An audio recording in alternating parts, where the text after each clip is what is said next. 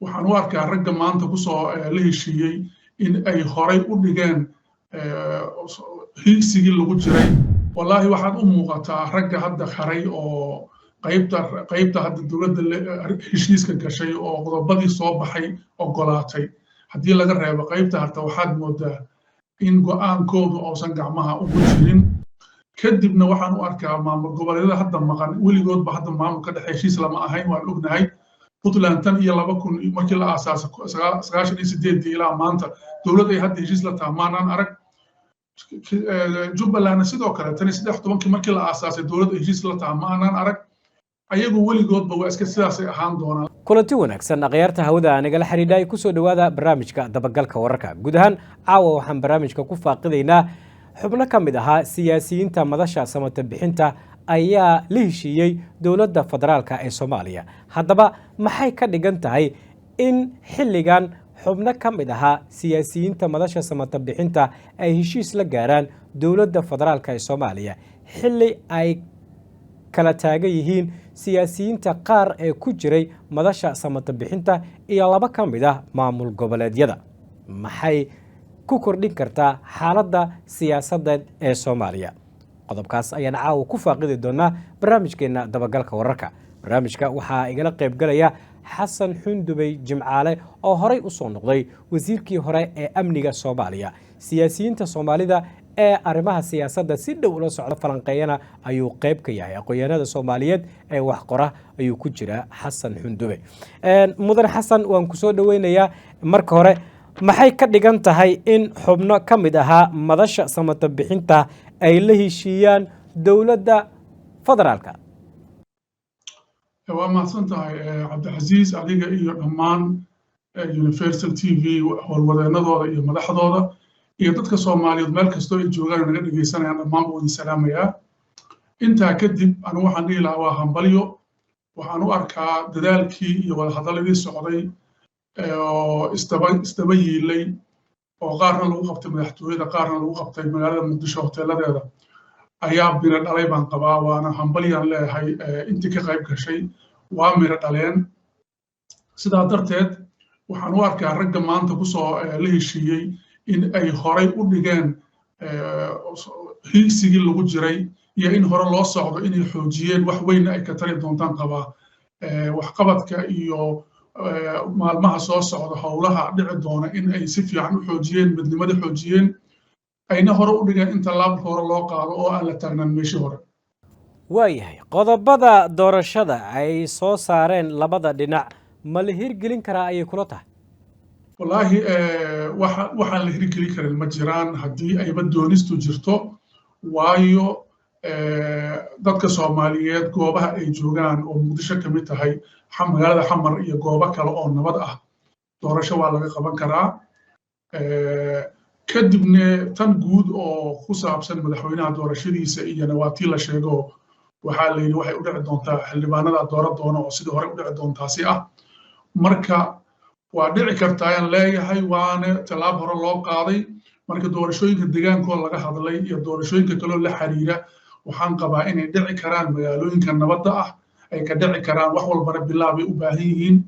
laakiin waa dhammaystirmi doonaan. laakiin in tallaab hore loo qaado hawshaas u dhacdo waa arrin aan isleeyahay waa la samayn karaa. waayahay master xundubey, mucaaradka maqan iyo maamulada dowladda khilaafka kala dhexeeyo ma laga gudbi karaa? wallaahi waxaad u muuqataa ragga hadda haray oo qaybta hadda dowladda heshiiska gashay oo qodobadii soo baxay ogolaatay. haddii laga reebo qaybta harta waxaad moodaa in go'aankoodu uusan gacmaha ugu jirin oo qaar badankooda oo ka jira go'aankii magaalooyinkaas Kismaayo iyo Garowe inuu go'aanada ka jiraan aad moodaa. mar haddii go'aanadoodu meeshaas jiraanne waxaan u malaynayaa inay adkaa doonto in ay si fudud waa dhici kartaa inay rag kale intay ku qancaan oo samata bixinta ka mid ah ay ku soo biireen heshiiska wax dhici kara waaye. laakiin ragga qaar waxaan filayaa in go'aanadoodu ay ka jiraan Kismaayo iyo Garowe. maxaad ku fasiraysaa arrinta? waxaad ka dareemi kartaan hadal kasta oo ay soo jeediyaanba qodobada waxa ay diidan yihiin inta badan kama hadlaan. waxay ka hadlaan waa in Garowe la helaa waa in Kismaayo la helaa. marka Garowe Kismaayana waxa la isku hayo iyo arrimaha la isku hayo arrimo yar ma aha ragga Garowe jooga Kismaayo arrimaha la isku hayo waa ka weyn samata bixinta arrimo ka weyn waay sidaa darteed ilama haboonin aniga go'aankooda inay ku xiraan waayo raggaasi waxyaabaha ay qabaan waa ka ballaaran yihiin arrimaha ay samata bixintu ay qabto ragga la baxay waayahay sidee bay markaa ku dhaqangeli karaan qodobadan masiirka badan ku xiran ee hirgelinta doorashooyinka iyo geedi socodka isla markaana ay maqan yihiin labada maamul aad sheegtay in ay doonayaan wax ka baxsan madasha samata bixinta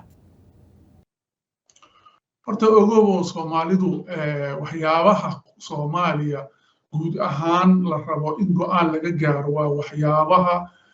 labada gole ee la aqoonsan yahay golaha baarlamaanka labadiisa aqal iyo golaha wasiiradu go'aanada ay isku raacaan ama waxa ay soo saaraan horta Soomaali sharci u ah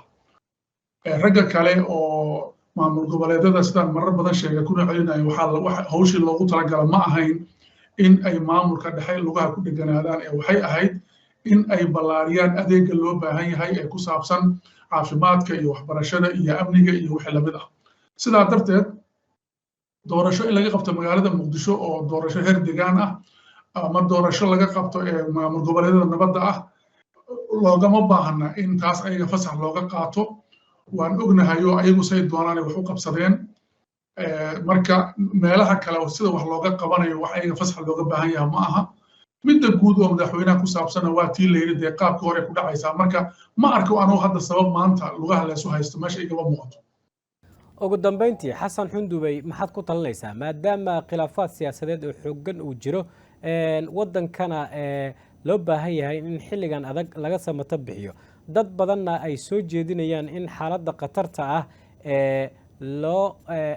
gacno badiyo oo shirar intaan ka ballaaran ama Soomaali intaan ka badan oo ka hadli karta ama heshiis ku ah geedi socodka dalka loo baahan yahay